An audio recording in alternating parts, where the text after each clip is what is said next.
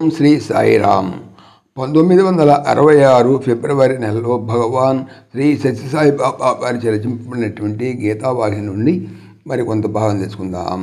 సాయిరామ్. కృష్ణ తమ స్వభావమునకు ప్రకృతి యొక్క స్వరూపమునకు గల సంబంధం ఏమి అని అడిగాడు అర్జునుడు.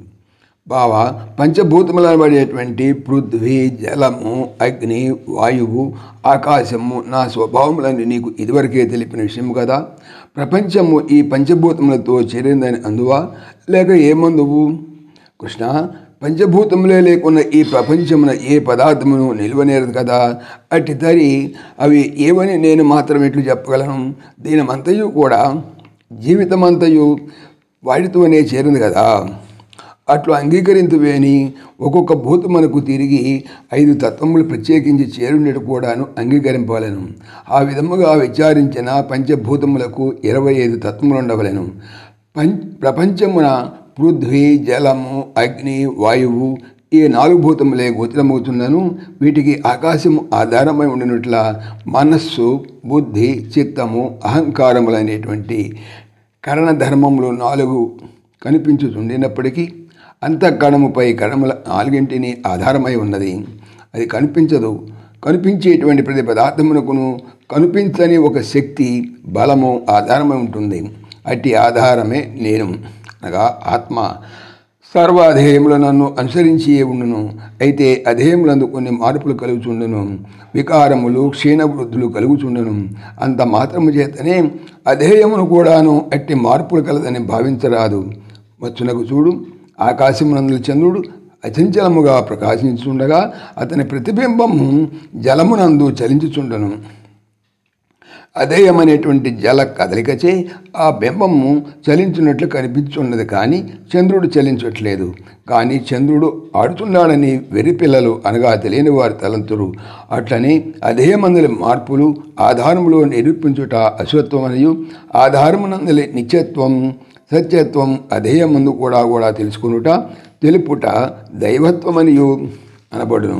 రెండింటి యొక్క మార్పులో ఒకటి నా స్వభావము, రెండవది నా స్వరూపము. రెండును వేరువేరుగా చూడక రెండింటి యొక్క స్వరూప స్వభావముల యొక్క ఏకత్వము దర్శించుటే వేదవేత్తల స్థితి. అన్నింటికి నీ గుణము మార్పే కానీ వేరు మార్పు కాదు. అర్జునుడు అతి శ్రద్ధాళుడై, మాధవ, దైవ దానములకు గుణమార్పులే కారణములన్నగదా. ఇటువంటి గుణములు కలవారు దానవులు, ఇటువంటి గుణములు కలవారు దైవ అంశములకు చెందిన వారు కృపతో తెలుపమన్నాడు. బావా, నీ బోటి శ్రద్ధ గలవాడు చిక్కవలనే కానీ తెలుపుటకు నేను ఎల్లప్పుడూ సిద్ధముగానే ఉందును.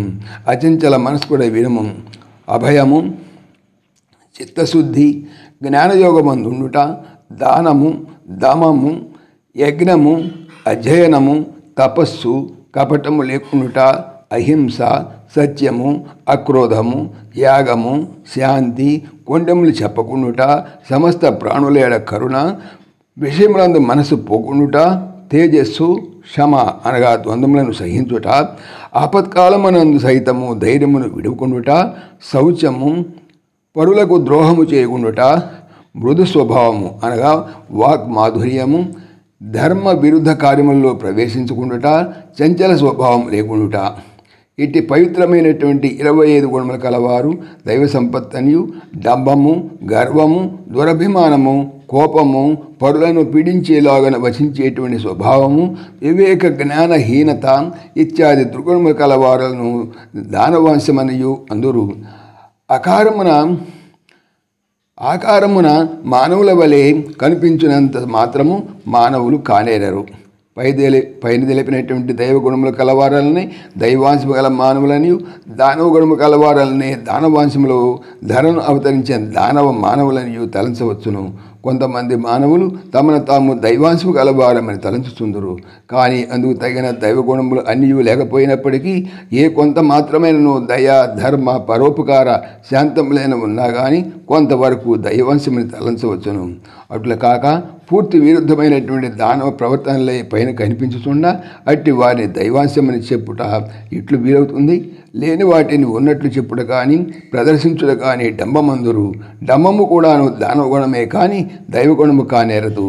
బావా, ఇట్టి దైవ దానవ అంశములు ఎవరికి వారి వారి స్వభావాలను బట్టి సులభముగా నిర్ణయించుకొనవచ్చును.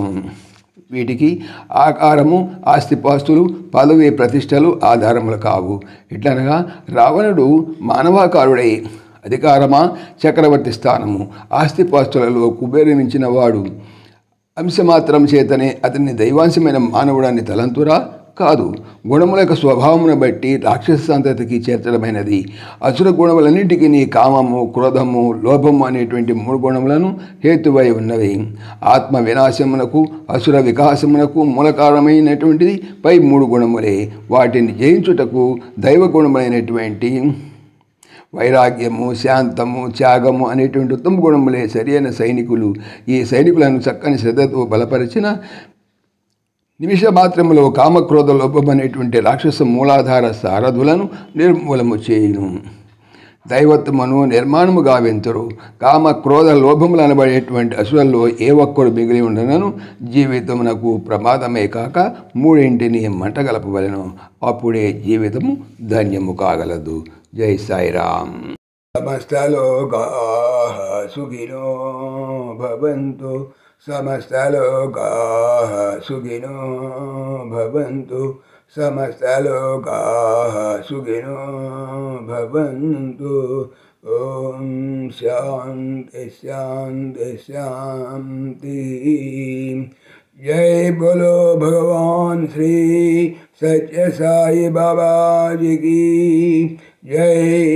जय साई राम. जय जय साई राम. ఆత్మీయులకు మనవి, ఈ ఛానల్తో పాటుగా లెరన్ భగవద్గీత లైవ్ గీత అనేటువంటి భగవద్గీతకు సంబంధించినటువంటి ఛానల్ను స్వామి నా చేత చేస్తున్నారని మీకు తెలియజేపరుస్తున్నాను. దీనికి సంబంధించినటువంటి లింకు డిస్క్రిప్షన్లో చూడవచ్చు. సాయిరామ్.